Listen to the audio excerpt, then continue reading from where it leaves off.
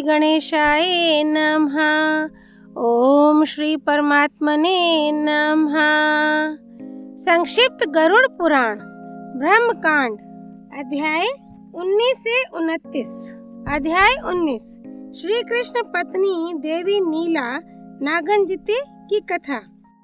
श्री कृष्ण ने कहा, हे पक्षीराज, कृष्ण पत्नी नागंजिती पूर्व जन्म में पितरों में श्रेष्ठ कव्यवाहा की पुत्री थी।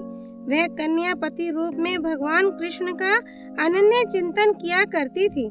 जब वह विवाह के योग्य हुई तो पिता ने उसके विवाह के लिए बहुत प्रयत्न किया, किंतु उस कन्या ने कृष्ण के अतिरिक्त किसी अन्य को वरण ना करने का अपना निश्चय बताया।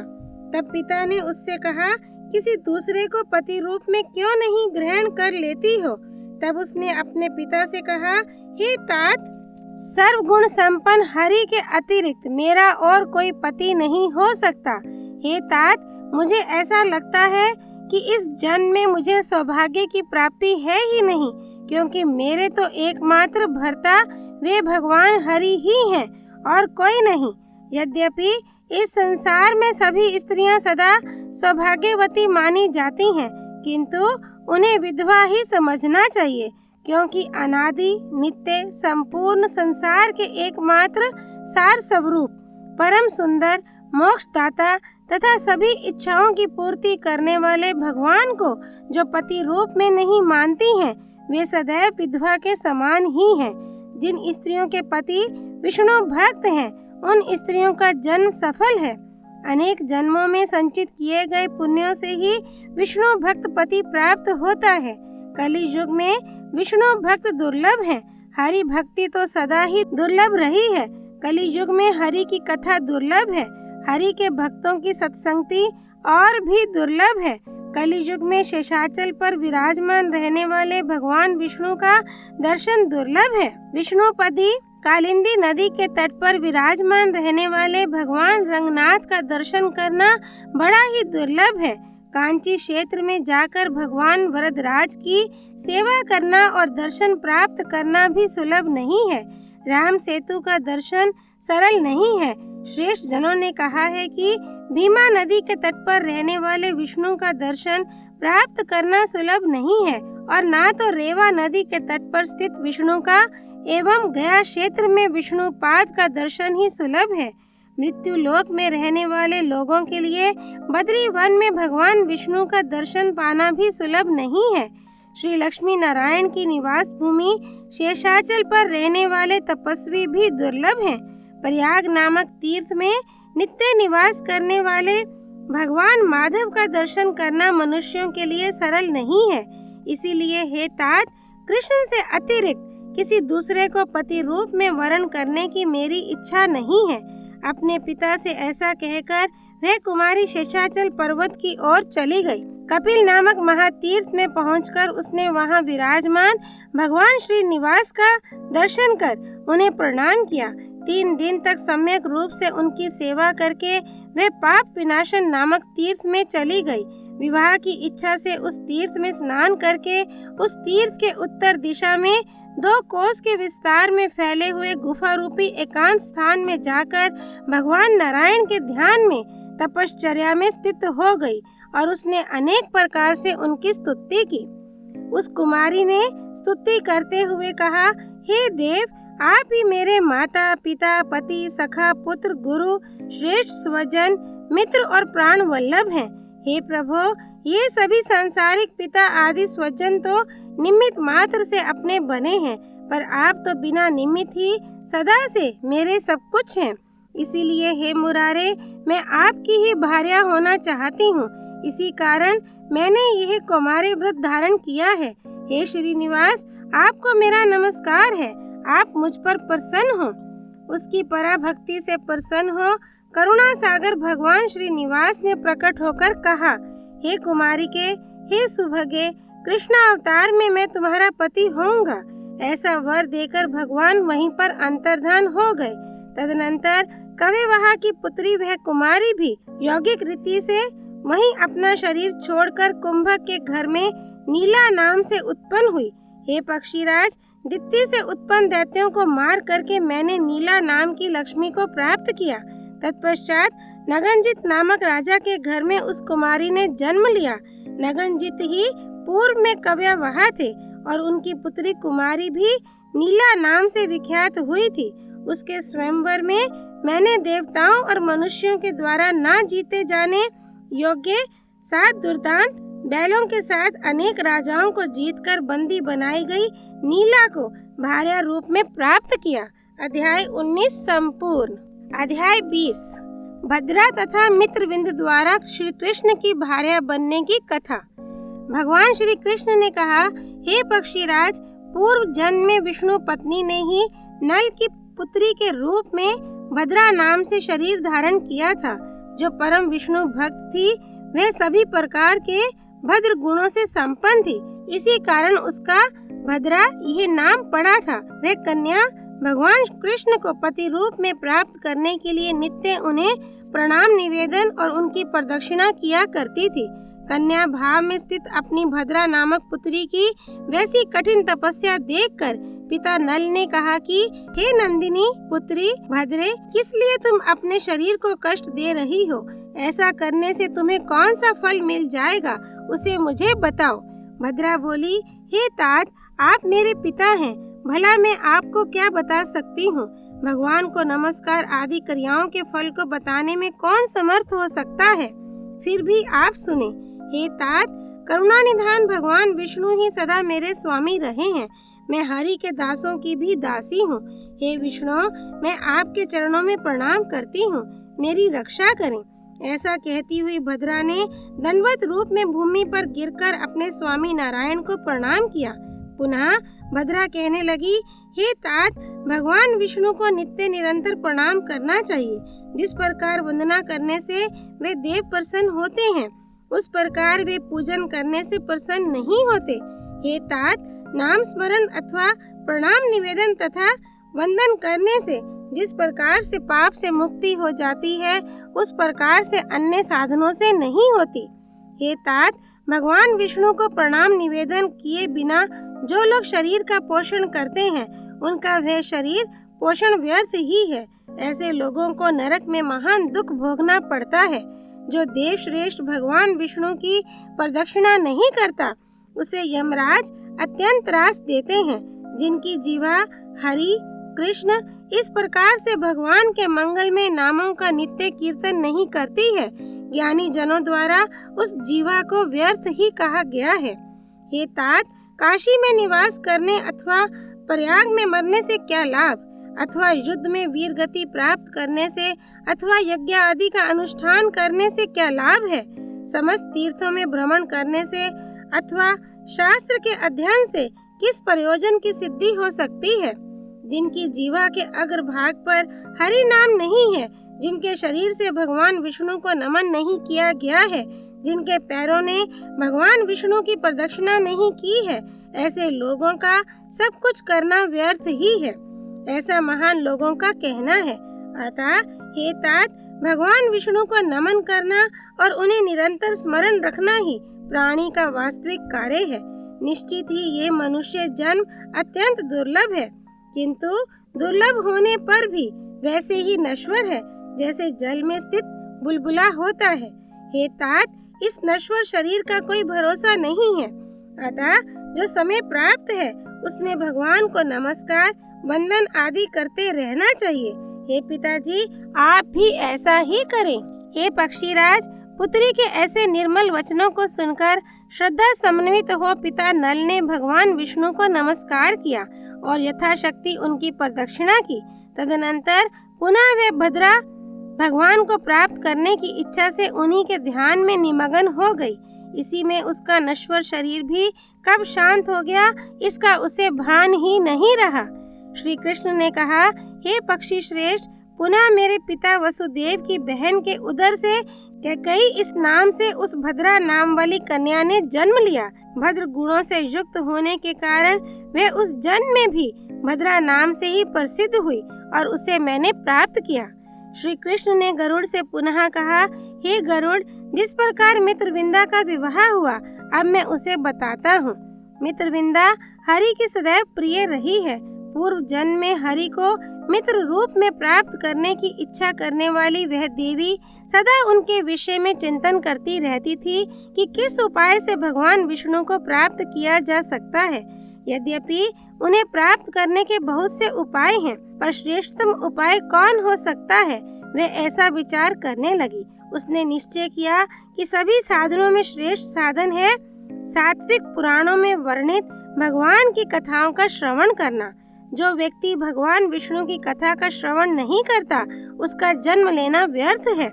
जिसने भगवान विष्णु के गुणानुवाद का कीर्तन करने वाले भागवत पुराण को नहीं सुना, उसका जीवन व्यर्थ है।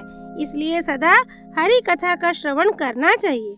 हे तात, जहाँ भगवान विष्णु से संबंधित कथा रूपी महानदी प्रवाहित नहीं होती तथा जहाँ नारायण के चरणाम्बुजों का आश्रय नहीं है और जहाँ मुख से भगवान विष्णु का नाम स्मरण नहीं होता, वहाँ किसी प्रकार से क्षण मात्र भी नहीं रहना चाहिए।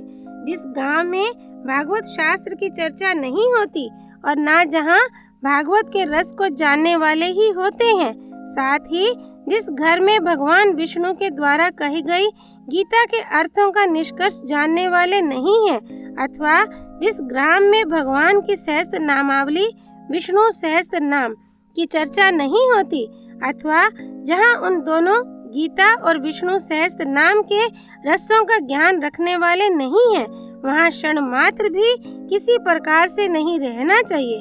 अथवा मनुष्य के जीवन में जिस दिन भगवान विष्णु की दिव्य कथा का श्रवण नहीं होता है, उस दिन उस प्राणी की आयु व्यर्थ हो जाती है। रस पारखी विद्वान स्वर्ण आदि से निर्मित आभूषणों से विभूषित कानों को सुंदर नहीं करते, भगवान विष्णु की मंगलमय कथाओं से पूरित कानों को ही सुंदर बताते हैं। इस कारण से जो लोग सर्वदा भागवत के अर्थ तत्व का श्रवण करते हैं और निरंतर उसका वाचन करते हैं, उन्हीं का जन्म सफल है, ऐसा श्रेष्ठ जनों का कहना है।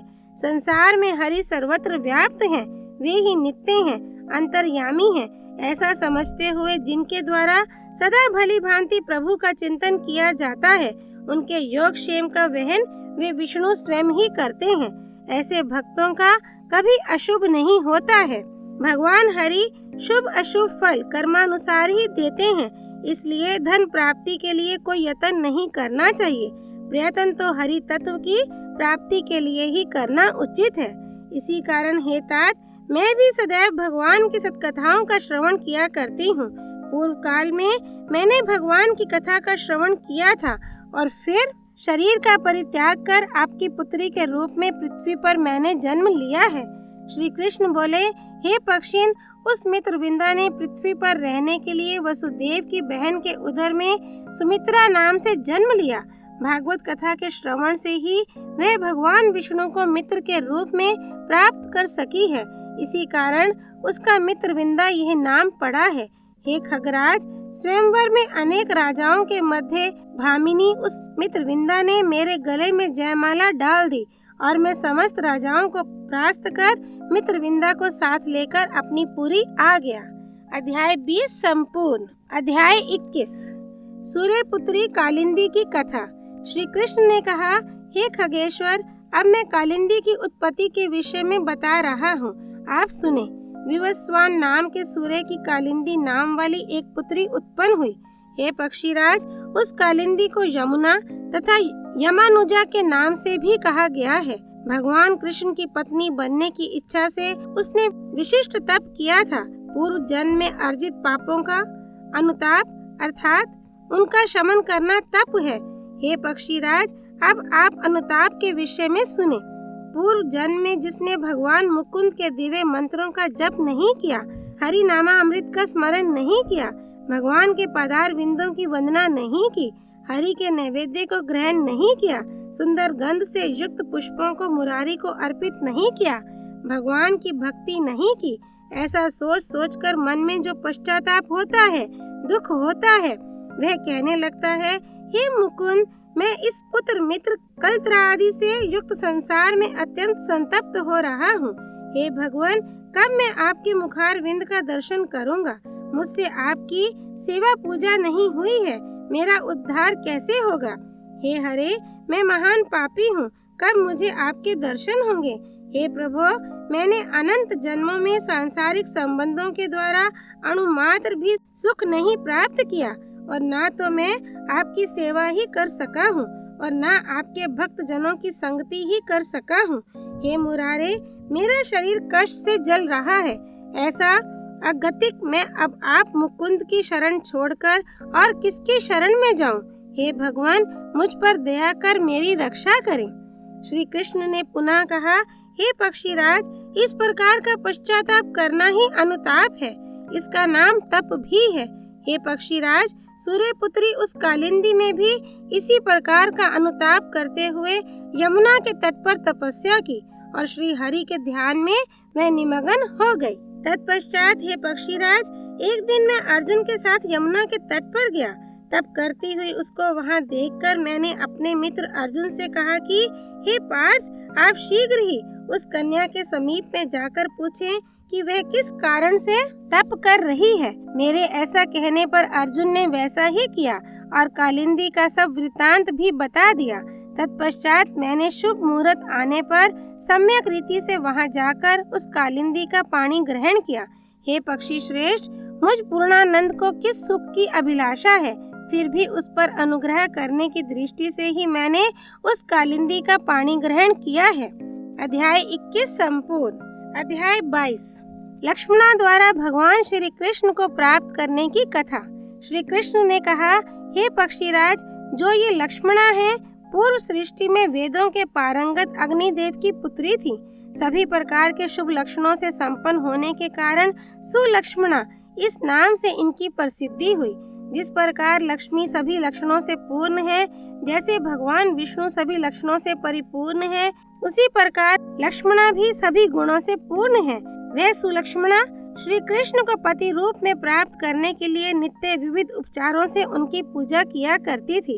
एक बार उसने अपने पिताजी से कहा, हे तात, वे हरि सर्वत्र व्याप्त हैं, सब में स्थित हैं और सर्वांतर्यामी हैं। दान आदि जो भी शुभ कर्म किया जाता है, उन्हीं को उद्देश्य करके करना चाहिए।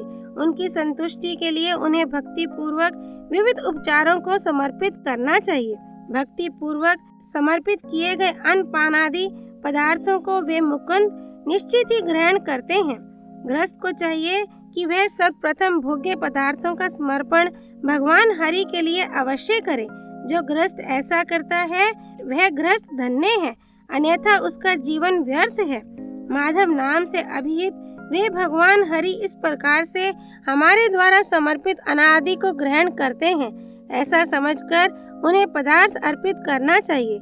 इस प्रकार से दिए गए अनादिक नैवेद्य से भगवान विष्णु अत्यंत संतुष्ट होते हैं। इसके विपरीत भाव से दिए गए पदार्थ को वे ग्रहण नहीं करते, उनके लिए वह सब व्यर्थ ही है। हे सुपर्ण, वासुदेव हरि हमारे घर में नित्य निवास करते हुए प्रसन्न रहते हैं। ऐसा समझकर अपने घर को देवालय मानकर सर्वदा अलंकृत रखना चाहिए। हे तात, अनंत रूपी ऐसे वे हरि अनंत रूपों से सब में स्थित रहते हैं। श्री कृष्ण ने कहा, हे पक्षीराज, अपने पिता से इस प्रकार कहकर वह उन भगवान को पति रूप में वर्ण करने के लिए अनन्य मन से उनकी सपर्या में लग गई और की जा रही मेरी इस सेवा से भगवान हरि ही मेरे पति हों, ऐसा चिंतन करती हुई उस लक्ष्मणा ने अपने शरीर का परित्याग कर दिया और पुनः मध्य देश के राजा की पुत्री के रूप में जन्म लिया। हे पक्षी श्रेष्ठ, तदनंतर उस लक्ष्मणा के स्वयंवर में लक्ष्य का भेदन करके मैंने ही वहां उपस्थित राजाओं का मान मर्दन कर उसका पानी ग्रहण किया और अपनी पुरी में आकर उस देवी के साथ मैं निवास करने लगा। अध्याय 22 संपूर्ण। अध्याय 23 सोमपुत्री जामवती की कथा। भगवान श्री कृष्ण ने कहा, हे पक्षी श्रेष्ठ गरुड़, इस सृष्टि से पूर्व सृष्टि की बात है। जामवती श्री सोम की पुत्री थी। श्री सोम श्री विष्णु की सेवा में लगे रहते थे। उनकी पुत्री जामवती भी पिता का अनुसरण करती थी। वह नित्य पुराण सुनती, प्रतिक्षण भगवान का स्मरण करती, उनके चरणों की वंदना करती और उनकी सेवा में लगी रहती।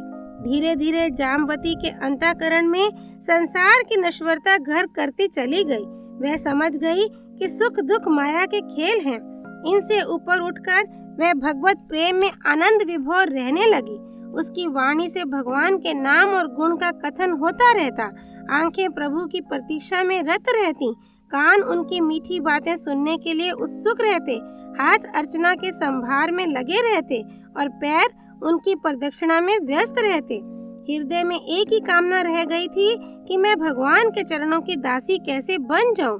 वह सारा कार्य भगवान के लिए करती थी और संपन्न होने पर उन्हें भगवान को ही समर्पित कर देती थी। ब्राह्मणों और संतों की पूजा में उसे रस मिलता था। एक दिन श्री सोम ने तीर्थ यात्रा का विचार किया। इस समाचार से जाम्बवती फूली न समाई। वह पहले से ही उन स्थलों को देखना चाहती थी जहाँ भगवान ने अपनी लीलाएं की हैं और जहाँ वे अदृश्य रूप से आज भी विराजते हैं। भगवान श्रीनिवास में जाम्बवती का मधुर भाव था। शेषाचल पर अब प्रियतम के दर्शन हो जाएंगे, इस आशा से उसका रोम रोम खिल उठा। पिता का भी भगवान में पूरा लगाव था। दोनों की उत्सुकता अनिर्वचनीय थी। यात्रा प्रारंभ हो गई। पिता पुत्री के पग बिना बढ़ रहे थे। धीरे धीरे कपिल नामक तीर्थ आ गया। सदगुरु जगीश्वर की आज्ञा से पिता ने मुंडन कराया, स्नान किया और तीर्थ श्राद्ध किया, फिर विविध प्रकार के दान दिए। इसके बाद सदगुरु ने वेंकटाद्रि का महत्व सुनाया। इससे उन यात्रियों के मन में श्रद्धा का अतिरेक हो गया। वे लोग बहुत प्रेम से इस पवित्र पर्वत पर चढ़ने लगे। सदगुरु जगीश्वर नारद, प्रहलाद, प्राशर, पुंडरीक आदि महाभागवतों की कथा सुनाते रहे। नाम के रस का आस्वादन करते हुए लोग चल रहे थे। सच पूछा जाए तो वे चल नहीं रहे थे, अपितु आनंद वापी में डूब उतरा रहे थे और तरंगे स्वयं उन्हें आगे पहुंचाती जाती थीं। जाम्बवती तो मानो आनंद वारिधि में उतराती चली जा रही थी। चढ़ते चढ़ते एक मनोरम तीर्थ आया। जाम्बवती ने पूछा, गुरुदेव ये कौन सा तीर्थ है? वह कौन भाग्यशाली है जिस पर भगवान ने यहाँ अनुग्रह किया है? इस प्रश्न से जगीश्वर बहुत प्रसन्न हुए। उन्होंने कहा, बेटी इस तीर्थ का नाम नारसिंह तीर्थ है। भक्तराज प्रहलाद प्रेमवश भगवान श्रीनिवास के दर्शनों के लिए यहाँ पधारे थे। उनके साथ दैत्यों के कुमार भी थे। वे यहाँ भगवान के दर्शनों के लिए उत्कंठित हो गए थे। उन्होंने प्रहलाद से कहा था, मित्र जब नृसिंह रूप भगवान श्रीनिवास कण कण में व्याप्त हैं, तब इस जल में क्यों नहीं दिखाई देते? कृपा कर उनके दर्शन करा दीजिए। भक्तराज प्रहलाद ने अपने भगवत प्रेमी मित्रों को बहुत आदर दिया। इसके बाद उन्होंने भगवान से प्रार्थना की कि वे सबको दर्शन दे दें। भगवान ने संतराज की प्रार्थना स्वीकार की। दैत्य कुमार दर्शन पाकर कृतकृत्य हो गए और भगवान इस जल में स्नान करने से ज्ञान की प्राप्ति होगी ऐसा वरदान देकर प्रहलाद तथा दैत्य कुमारों के साथ सदा के लिए इस तीर्थ में बस गए। उनका ये वास आज भी वैसे ही है और आगे भी वैसा ही रहेगा। मध्याह्न के बाद आज भी चारों ओर जय जय के शब्द सुनाई पड़ते हैं। इस इतिहास को सुनकर सबको रोमांच हो आया। सभी को भगवान श्रीनिवास ने दर्शन दिया। जाम्बवती के मधुर भाव के अनुरूप भगवान ने हजारों कामदेव के समान अपना कमनीय रूप दिखाया। देखते ही जाम्बवती का प्रत्येक अंग शिथिल हो गया, रोमांच हो आया और आंखों से प्रेम के अश्रु ढलने लगे। किसी प्रकार टूटे फूटे शब्दों में जाम्बवती ने कहा, नाथ श्री चरणों में रख लो। अब तक भगवान ने अपने सौंदर्य सुधा का ही पान कराया था। अब उन्होंने अपने वचन सुधा का पान कराते हुए कहा, जाम्बवती मैं तुम्हें वेंकटेश मंत्र बताता हूँ, तुम यहीं रहकर इसका जप करो। जाम्बवती को लगा कि उसके कानों में अमृत उड़ेल दिया गया हो। वह आनंद से बेसुध होने लगी। उसे न अपना पता था न पराये का। जन्म की साथी लाज कहाँ चली गई, इसका भी उसे पता न था। आनंदावेश में वह नाचने लगी। जाम्बवती के उस नृत्य से सारा ब्रह्मांड रस विभोर हो उठा। स्वर्ग से अप्सराएं उतर आईं और जाम्बवती के अगल बगल में नाचने लगी। देवताओं ने दुंदुभी बजाई और आकाश से पुष्प की वृष्टि की। इसी प्रकार भगवान के प्रेम में आह्लादित होते हुए जाम्बवती की तीर्थ यात्रा चलती रही। गुरु जगीश्वर ने भगवान वेंकटेश का महात्म्य उसे सुनाया। स्वामी पुष्करणी तीर्थ जहाँ श्रीनिवास सदा विराजमान रहते हैं का इतिहास बतलाया, जिसे सुनकर वह आनंद से भर गई। श्रीनिवास के प्रति उसका अनुराग बढ़ता ही गया। गुरु द्वारा बताए गए वेंकटाद्रि के सभी तीर्थों का जामवती ने बड़े ही भाव से सेवन किया। अंत में वह ऋषि तीर्थ पहुंची। सप्त ऋषियों से सेवित उस पुण्य पवित्र ऋषि तीर्थ में उसका मन रम गया। वह वहीं रुक गई। दीर्घ समय तक उसने वहां तप का अनुष्ठान किया। हे पक्षीराज, वह कन्या जामवती मेरे कृष्णावतार धारण करने तक वहां तपस्या में अनुरक्त रही। उसका शरीर अत्यंत पवित्र हो चुका था। अंत में उसने मुझे पति रूप में प्राप्त करने की अभिलाषा से योग धारणा द्वारा अपने उस शरीर का परित्याग कर दिया और वह भक्तराज जामवान के घर में पुनः उत्पन्न हुई। वहाँ उसका नाम भी जामवती ही पड़ा। भक्ति परायणा जामवती पिता के घर में धीरे धीरे बढ़ने लगी। पूर्व जन्म के समान ही इस जन्म में भी वह एकमात्र हरिनिष्ठ थी। उसके पिता जामवान भी महान भक्त थे। उन्होंने अपनी पुत्री जामवती को पत्नी रूप में मुझे समर्पित कर अपने को धन्य माना। जामवती ने भगवान श्री कृष्ण को सदा के लिए अपना पति बना लिया। उसकी भक्ति सफल हो गई। विश्व के नाथ ने विधि के साथ जामवती से विवाह किया। सब और आनंद ही आनंद छा गया।